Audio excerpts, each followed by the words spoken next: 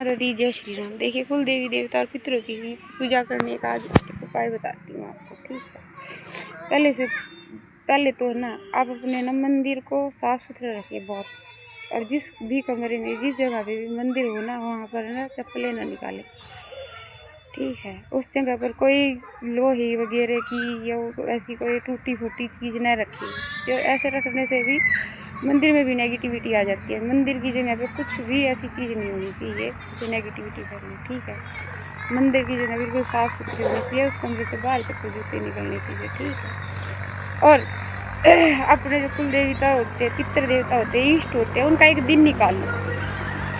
आपको कोई दिन नहीं मिल रहा ना, तो पितरों का अमावस्या और इष्ट का और वो कुल देवी देवता का भी पूर्णिमा कोई दिन निकाल लो। ठीक है, इस दिन सिर्फ एक महीने में एक बार भोग देने से आपकी किस्मत चमक सकती है। ठीक है, इतना करोगे ना तो कुल देवी देवता पितृ देवता आपका भर भर के साथ देंगे। और इतना सा काम करने से जब आपकी इतने बड़े बड़े काम बन रही है, तो ये सब करने में क्या जाता है।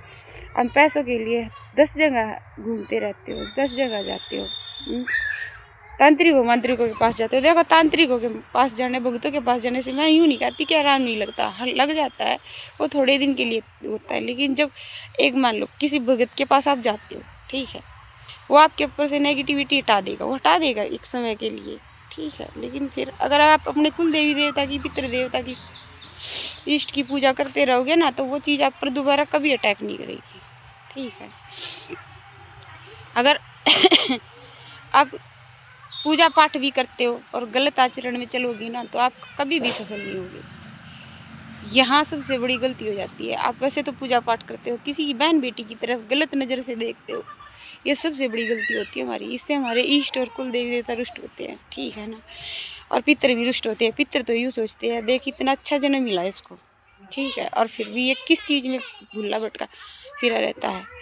और पितरों को खास तौर से पता रहता है, क्योंकि वो इस दुनिया में आए और बिना कुछ करे चले जाते हैं बेचारे, इसलिए उनकी आत्मा तड़पती रहती है। वो जो सोचते हैं हम नहीं कर पाए तो हम अपने बच्चे को सिखलाएंगे, चाहे मार के पीट के, चाहे कैसे। पितर इसलिए परेशान करते हैं आपको पितर भी परेशान कर सकते हैं। जब आप सीधे से रास्ते से धर्म की और परमार्थ की और परमात्मा की ओर नहीं चलते ना, तब आपको पितर भी परेशान करते हैं। जब आप गंदी चीज़ों में फंसे रहते हो तो पितृ भी परेशान कर देते हैं, कुल देवी देवता भी परेशान कर देते हैं। कुल देवी देवता बंधन लेते हैं, इष्ट बंधन लगा लेते हैं। क्यों? जब तक इंसान के पास पैसा आता रहेगा तब तक वो धर्म के रास्ते पे चलेगा ही नहीं। ये तो ऊपर वाले को सबसे पहले हर चीज़ की जानकारी होती है। उसकी तो इतनी आँखें हैं, इतने कहाँ से आपको देख लेता, आप सोच भी नहीं सकते। ठीक है, लेकिन आपकी यही सबसे बड़ी गलती होती है कि आप ना अपने ऊपर काम नहीं करना चाहते। ठीक है ना, अपने आप को सुधारिए, अपनी नीयत को सुधारिए। दूसरों के पैसों पे नीयत रखने से और दूसरों की औरत पे, किसी के आदमी पे बुरी नज़र में रखने से ना, देखिए आपका कभी कभी भी भला नहीं होगा। देखिए, आप अपन जो औरतें होती हैं जो दूसरे मर्द पे नज़र डालती है, और जो आदमी होते हैं जो दूसरे प्राइम औरत पे नज़र डालते हैं, देखिए उनसे आप अपना तो ज़िंदगी ख़राब कर रहे हो, सामने वाले की भी कर रहे हो।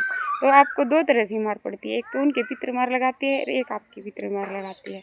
तो उनके कुल देवी देवता परेशान करते हैं और आपके कुल देवी देवता परेशान करते हैं। जब आप जो इंसान 10 जगह, देखो पैसा होने के बाद बहुत सारे क्या करते हैं, 10 जगह मुँह मारते हैं। ठीक है ना, यूँ सोच लो, उन 10 घरों की रोग और बीमारी आपके घर में आ जाती है।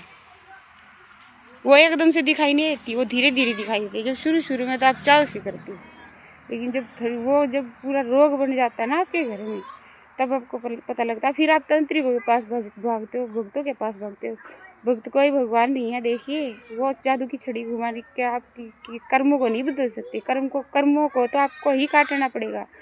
धरती पे आके तो भगवान ने भी अपने कर्मों का काटा है। ठीक है ना, इसका कोई समाधान नहीं है। लेकिन हाँ, अपने कर्मों को सुधार तो सकते हो, इस ज़िंदगी को सुधार सकते हो, अपने 10 जन्मों तक को सुधार सकते हो इसी मनुष्य जन्म से। लेकिन आपको क्या करना होता है, आप यूँ सोचते हैं ऐसे ही कर दे। देखिए, भगत करेगा, भगत आपके लिए करता है ना, उसको भगवान 10 गुना फल देता है। वो आपकी भलाई के, आपका भला कर रहा है। ठीक है, तो आप अपने लिए भी नहीं कर सकते। आप इतने कमज़ोर हो क्या? भगवान ने आपको हाथ पैर दिए हैं, सब कुछ दिया, बुद्धि दी है, तो अपने लिए तो चलिए। ठीक है, जब आप अपने लिए चलेंगे आपके बच्चे भी सुधरेंगे, आपके घर का वातावरण ऑटोमेटिक बदल जाएगा। जैसे ही आप सात्विक हो जाते हैं आपके बच्चे भी सात्विक हो जाते हैं। ऐसा नहीं है कि आप सात्विक हो तो आपके ऊपर असर पड़ता है, पूरे परिवार के ऊपर असर पड़ता है। जब एक बंदा, छोटी सी बात लगाओ, जब एक बंदा गुस्सा होता है घर में तो सभी परेशान हो जाते हैं। तो वैसे ही होता है, जो एक आदमी शुद्धता से चलेगा ना तो परिवर्तन तो तय है। थोड़े दिन है ना, ऐसा तो मैं बोलती हूँ कि भाई थोड़े से दिन है ना, जैसे एकदम से नेगेटिविटी, उनको आप पूजा पाठ बढ़ाते हो ना तो नेगेटिविटी बढ़ जाती है, उसको गुस्सा आता है तो उथल पुथल मचाने लग जाती है। तो उससे घबराना नहीं होता, उसका समाधान करना होता है, ठीक है। और इसके बारे में मैं अगली वीडियो में बताऊंगी कि आपको क्या करना है। जय माता दी, जय श्री राम।